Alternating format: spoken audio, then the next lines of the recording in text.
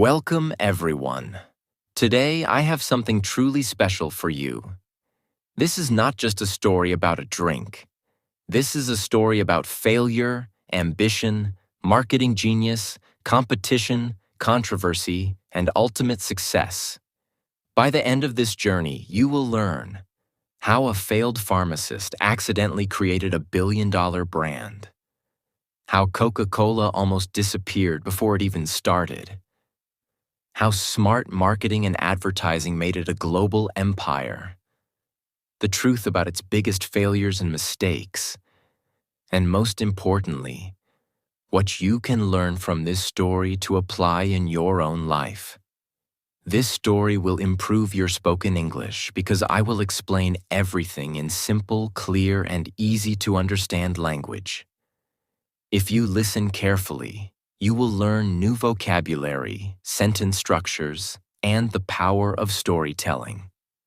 So stay till the end, because this story is not just about Coca-Cola.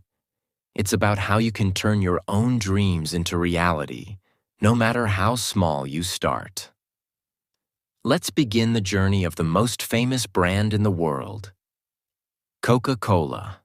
Our story begins in the year 1886 in Atlanta, Georgia, USA. A man named Dr. John Stith Pemberton was working in his laboratory, trying to create a new kind of medicine. Pemberton was not a businessman. He was a pharmacist, a scientist, a war veteran. He had fought in the American Civil War and had been badly injured. Because of his pain, he became addicted to morphine, a powerful drug. He wanted to find a cure for his addiction. Instead of relying on dangerous drugs, he decided to create a new type of health drink. But what happened next was something he never expected. Pemberton started experimenting with different plant extracts to create a tonic, a drink that could give people energy, cure headaches, and improve mood. His original formula contained coca leaves. This plant was from South America and contained cocaine, which was legal at that time. Cola nuts. These nuts contained caffeine, which gave energy and alertness. Wine. The drink was first called Pemberton's French wine coca because it contained alcohol. People started drinking it, and they loved the energy boost it gave them. But there was a big problem. In 1886, Atlanta passed a law banning alcohol. This meant Pemberton's drink had to change. So he removed the wine and started experimenting again. One day, while working in his laboratory, he accidentally mixed his syrup with carbonated water. When he tasted it, he was shocked. It was delicious. He took it to Jacob's Pharmacy, a local drugstore, and asked them to sell it. They started serving it for 5 cents per glass at their soda fountain. This was the birth of the drink we now know as Coca-Cola. Pemberton's bookkeeper, Frank M. Robinson, was a marketing genius. He told Pemberton, "The two main ingredients are coca from coca leaves and cola from cola nuts. We should call it Coca-Cola. It sounds catchy." Not only did he name it, but he also designed the original Coca-Cola logo in his own handwriting. That same curved, flowing script is still used today. Even at the very beginning, branding was everything. Pemberton had created a great drink, but he was not a businessman. He didn't understand how to grow a company. He was also sick and struggling financially. So instead of expanding Coca-Cola, he started selling small parts of the business to different investors.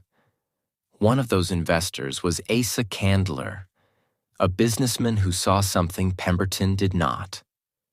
Pemberton sold the Coca-Cola formula to Candler for just $2,300, about $70,000 today. This was the biggest mistake of his life. In 1888, Pemberton died without knowing that his drink would become the most famous in the world. Candler was not a scientist. He was not an inventor. He was a businessman with one goal: to make Coca-Cola the most famous drink in the world. By 1891, Candler had successfully bought out all the other investors and became the sole owner of Coca-Cola. But the company was still small. It was only being sold in a few pharmacies. It was not yet the global empire we know today. Candler knew that if Coca-Cola was going to succeed, he had to do something that had never been done before. Candler didn't invent Coca-Cola, but he did something even more important. He made Coca-Cola a lifestyle. He used marketing strategies that were unheard of at the time. These strategies made Coca-Cola go from being a small drink in a pharmacy to a national and international sensation. The free sample strategy, giving away Coca-Cola for free. Candler believed in one simple rule: if people taste Coca-Cola once, they will buy it again. So he started giving it away for free. He printed hundreds of thousands of coupons that allowed people to get a free glass of Coca-Cola. He placed these coupons everywhere, in newspapers, magazines, and even handed them out on the streets. He sent salesmen to bars, pharmacies, and soda fountains, asking them to serve Coca-Cola for free to customers. This might seem like a crazy idea, giving away the product for free. But it worked. Within a few years, millions of people had tried Coca-Cola, and they loved it. They kept coming back and were now willing to pay for it. By 1900, 1 in every 9 Americans had tried Coca-Cola. Candler had created a demand that had never existed before. Branding everywhere. Making Coca-Cola a household name. Candler understood something most businesses fail to realize. If you want people to remember your product, they need to see it everywhere. So he made sure the name Coca-Cola was on everything. Clocks, calendars, notebooks, billboards, painted on buildings, on store signs. No matter where people went, they saw "Drink Coca-Cola" written somewhere. This was the first time in history that a product was being marketed so aggressively. And guess what? It worked.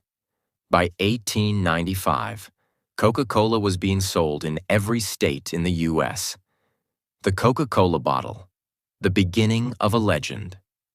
At first, Coca-Cola was only sold in soda fountains, meaning people had to go to a shop or pharmacy to drink it.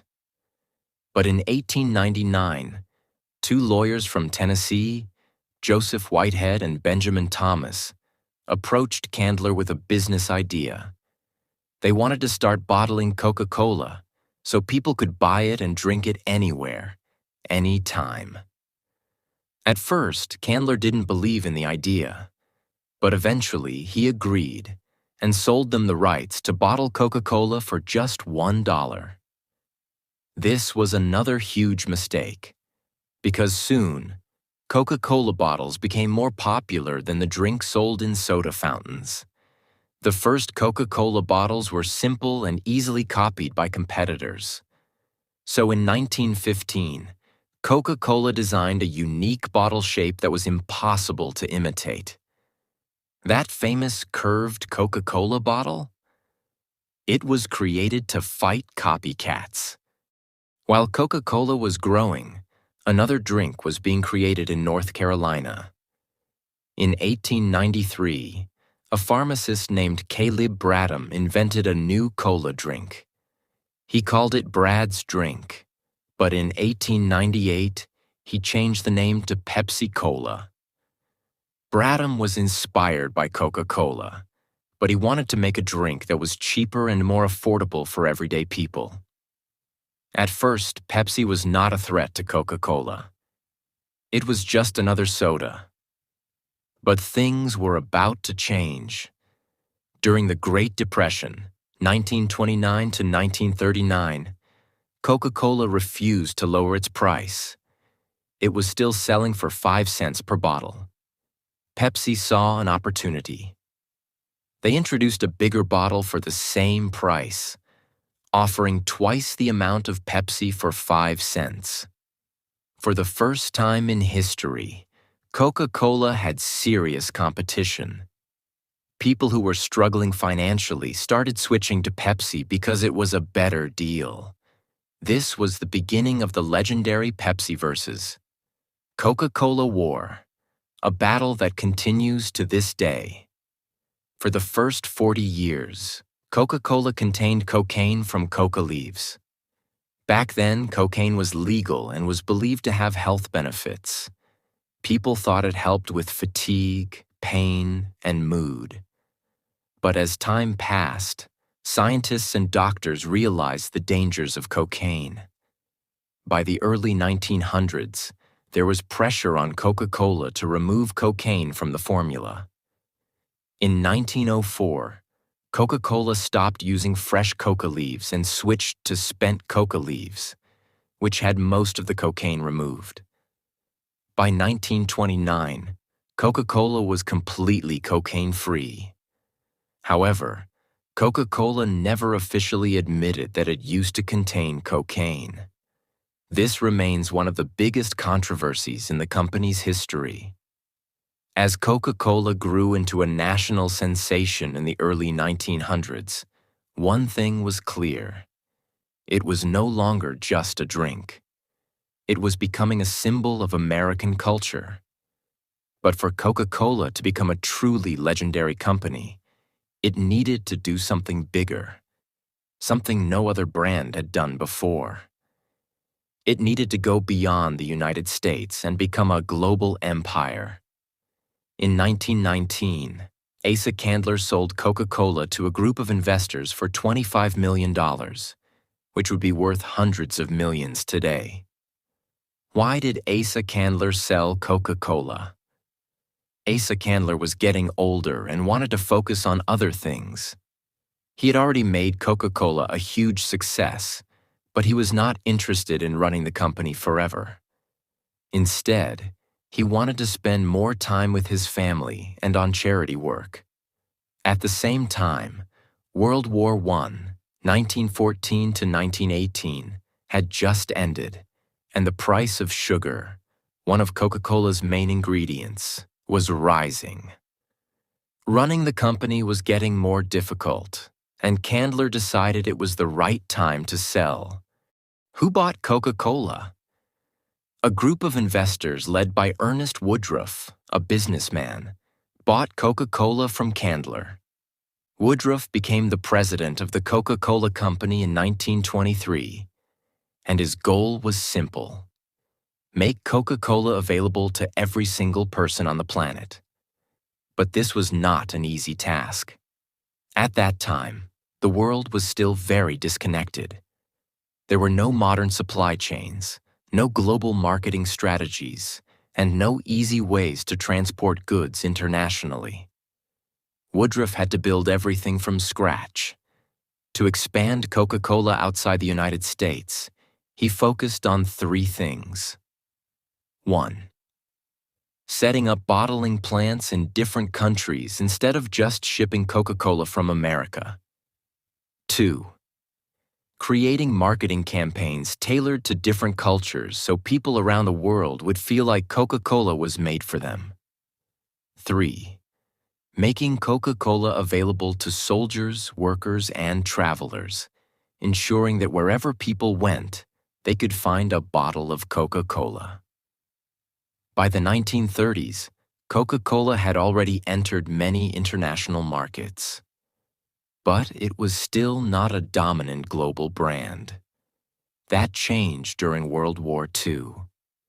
When World War II started in 1939, American soldiers were being sent to fight in different parts of the world. These soldiers missed home, and they wanted something that reminded them of America. Coca-Cola saw this as an opportunity. Woodruff made a bold promise. Every American soldier anywhere in the world should be able to buy a bottle of Coca-Cola for just 5 cents. To make this happen, Coca-Cola built bottling plants in war zones so soldiers could get fresh Coca-Cola no matter where they were stationed. This was a marketing strategy like no other. Because of this, millions of soldiers became addicted to Coca-Cola during the war. And when the war ended, these soldiers returned home and continued drinking Coca-Cola, making it even more popular. But something even bigger happened. As Coca-Cola was setting up bottling plants in Europe, Asia, and Africa to serve soldiers, local people in those countries also started drinking Coca-Cola. By the time the war was over in 1945, Coca-Cola had entered over 44 countries. It had successfully used war to expand its global empire. While Coca-Cola was dominating the world, Pepsi was struggling. In the 1930s, Pepsi had nearly gone bankrupt because it could not compete with Coca-Cola's powerful marketing. But after World War II, Pepsi decided to fight back aggressively. By the 1970s, Coca-Cola was the undisputed king of soft drinks. It had been #1 for decades. But Pepsi was not ready to give up. In 1975, Pepsi launched one of the most famous marketing campaigns in history, the Pepsi Challenge. The concept was simple. Pepsi set up blind taste tests in malls and public places. People were given 2 unmarked cups, one with Coca-Cola and one with Pepsi. They were asked to take a sip from both and say which one tasted better. The results were shocking. A majority of people chose Pepsi over Coca-Cola. Pepsi used this campaign to attack Coca-Cola directly, running commercials that showed real people choosing Pepsi in blind taste tests. This was a massive hit. Pepsi had challenged Coca-Cola before, especially during the Great Depression with its lower price. But in 1975, the Pepsi Challenge changed the game.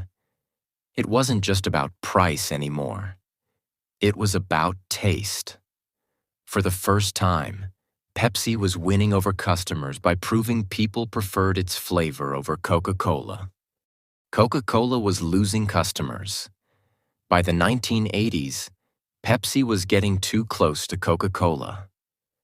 Pepsi had positioned itself as the cooler, younger brand, while Coca-Cola was starting to be seen as old-fashioned. Coca-Cola panicked. In 1985, they made the worst decision in company history. They changed the original Coca-Cola formula and introduced a new version called New Coke. They believed this would help them win back younger customers who preferred Pepsi. But they were completely wrong. As soon as New Coke hit the market, there was massive backlash. People hated it. Customers boycotted Coca-Cola. They started hoarding the old Coca-Cola and refused to buy the new version. The public demanded the return of the original formula. Coca-Cola had no choice. After just 79 days, Coca-Cola was forced to bring back the original formula under the name Coca-Cola Classic. New Coke was a massive failure, but ironically, it helped Coca-Cola in the long run because it reminded people just how much they loved the original taste. This was one of the biggest marketing disasters in history. But Coca-Cola survived. The rivalry between Coca-Cola and Pepsi only got bigger over the years. Both companies spent billions of dollars on advertising, constantly trying to outdo each other. Pepsi focused on celebrities. It signed deals with Michael Jackson, Britney Spears, and Beyoncé, making Pepsi look more modern and stylish. Coca-Cola focused on emotional branding. It created the famous Share a Coke campaign and the legendary Christmas ads with Santa Claus. For decades, Coca-Cola and Pepsi attacked each other in commercials, lawsuits, and product launches. Even today, the Coca-Cola versus Pepsi battle continues, but Coca-Cola still remains the #1 soft drink brand in the world. The controversies. Coca-Cola's darkest secrets. Health controversy. Coca-Cola has been criticized for contributing to obesity and diabetes due to its high sugar content. Water crisis. In countries like India, Coca-Cola has been accused of taking too much groundwater, causing water shortages for local communities. Plastic pollution. Coca-Cola has been called out for being one of the biggest contributors to plastic waste worldwide. Lawsuits. Coca-Cola has faced multiple lawsuits, including accusations of hiring paramilitary groups in Colombia to stop labor unions. Despite these controversies, Coca-Cola remains one of the most powerful brands in history. Coca-Cola had already established itself as the world's most recognized soft drink brand. It had dominated the global market, fought off Pepsi, survived the disaster of New Coke, and continued to shape culture with its marketing. But the 21st century presented new challenges: health-conscious consumers, environmental concerns, and shifting drinking habits. By the early 2000s, Coca-Cola faced a new problem. Soda sales were declining. People were becoming more health-conscious, and concerns over sugar, obesity, and diabetes were pushing consumers toward healthier alternatives. Coca-Cola had two options. 1. Ignore the trend and keep selling soda. 2. Adapt and expand beyond soda. They chose the second option.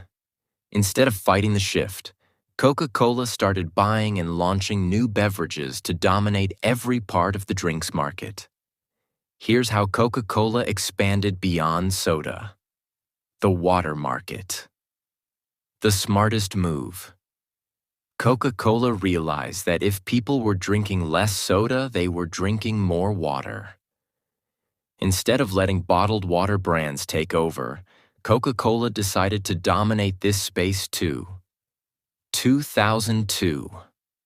Coca-Cola launched Dasani, its bottled water brand, which became one of the best-selling water brands in the world. 2007. Coca-Cola acquired Glacéau, the company behind vitamin water and smart water, for $4.1 billion, one of the biggest beverage deals in history. Coca-Cola now owned some of the most popular bottled water brands, ensuring that even if soda sales dropped, people would still be drinking Coca-Cola-owned products. The juice business. Buying out the competition. If people weren't drinking soda, they were drinking juice. Coca-Cola knew it couldn't create a successful juice brand from scratch, so instead, it bought one of the biggest juice companies in the world. In 2001, Coca-Cola purchased Minute Maid, one of the most well-known juice brands. In 2007, it acquired Odwalla, a premium smoothie and juice company, though it later discontinued the brand in 2020. In 2009, Coca-Cola bought a stake in Innocent Drinks, a European smoothie and juice brand that became incredibly popular. The energy drink market. Taking on Red Bull. Red Bull and Monster Energy were dominating the energy drink market, and Coca-Cola wanted a piece of it. 2014.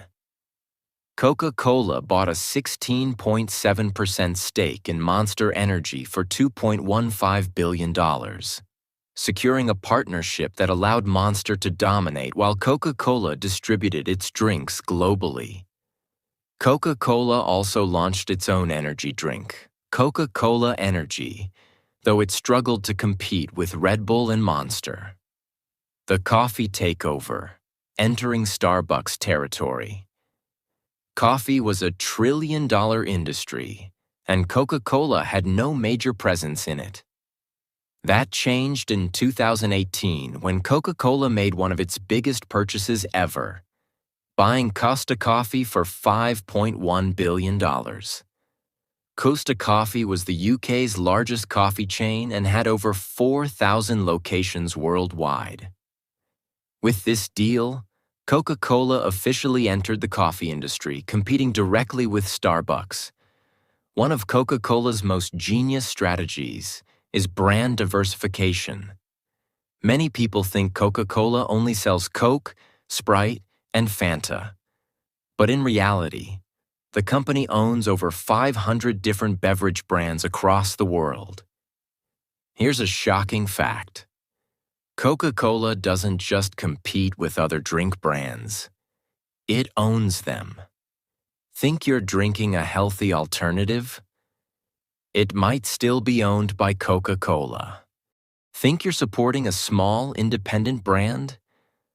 Coca-Cola might secretly own it. Coca-Cola mastered the art of controlling the market from all angles, ensuring that no matter what you drink, the company makes money. The business of sponsorships. How Coca-Cola stays relevant forever? Coca-Cola's power isn't just in its drinks. It's in its branding and sponsorship deals. The company spends billions of dollars every year to make sure its name is everywhere. The Olympics. The longest sponsorship deal in history. Coca-Cola has been a sponsor of the Olympic Games since 1928, making it the longest-running sponsor in history. No matter where the Olympics are held, Coca-Cola is there, ensuring billions of people see its brand. The FIFA World Cup, dominating football, soccer. Since 1978, Coca-Cola has been an official sponsor of the FIFA World Cup, one of the most watched events in the world. This ensures Coca-Cola remains popular in countries where football is the dominant sport. The Super Bowl, controlling America's biggest event. Every year, Coca-Cola spends tens of millions of dollars on Super Bowl commercials, making sure its ads become part of pop culture. Coca-Cola isn't just thinking about today, it's planning for the next 100 years. Here's where the company is headed: AI-powered marketing. Coca-Cola is now using artificial intelligence, AI, to create ads, analyze consumer behavior, and predict trends before they happen. Sustainable packaging. The company is investing billions into biodegradable bottles, reusable containers, and recycled plastic to fight pollution. Alcoholic beverages. Coca-Cola is slowly entering the alcohol market, launching drinks like Topo Chico Hard Seltzer and partnering with alcohol brands. Health-focused drinks. The company is expanding into plant-based drinks, protein shakes, and functional beverages to appeal to health-conscious consumers. Direct-to-consumer sales. Coca-Cola is testing subscription models and online sales, allowing customers to order customized drinks straight from the company. Coca-Cola is more than just a drink. It's an empire, a cultural icon, and a marketing powerhouse. It turned a 5-cent soda into a $250 billion company. It survived World War II, the Cola Wars, and massive scandals. It adapts, innovates, and dominates the global beverage industry. No matter how much the world changes, one thing is certain: Coca-Cola is here to stay. Coca-Cola's journey is more than just a business story. It's a lesson in resilience, vision, and adaptation. From a small pharmacy in Atlanta to a global empire worth billions of dollars, Coca-Cola proves one thing: success is not about luck. It's about strategy, consistency, and the ability to evolve. Here are the biggest lessons you can learn from Coca-Cola's incredible success. 1. Build a strong brand. Coca-Cola never just sold a drink. It sold happiness, memories, and emotions. Your brand is more than your product. It's how people feel about it. Whether you're starting a business, growing a career, or creating something new, focus on building a strong identity that people connect with. 2. Never fear competition. Use it to grow. Pepsi came after Coca-Cola like a storm, but instead of giving up, Coca-Cola fought harder. The lesson? Competition forces you to improve. If someone challenges you, don't panic. Get better, innovate, and prove why you deserve to be number one. 3. Mistakes are not the end. They are a new beginning. Coca-Cola's biggest failure, New Coke, could have destroyed the company. But instead, they admitted their mistake, listened to their customers, and bounced back stronger. In life, you will fail. What matters is how you respond. Keep going, keep learning, and keep improving. 4. Adapt or die. Coca-Cola changed its marketing, packaging, and strategy over time to stay relevant. In a fast-changing world, if you refuse to evolve, you will be left behind. Always be ready to adapt and grow, no matter what industry you're in. 5. Think big and take risks. Coca-Cola didn't stop at America. It aimed for the world. If you want to achieve greatness, stop thinking small. Dream big, take risks, and go after what you truly want. Coca-Cola is not just a drink. It's proof that anything is possible if you work hard, believe in your vision, and never stop improving. If you want more powerful and inspiring stories like this, subscribe to this channel and stay motivated to achieve your own success. Your journey is just beginning.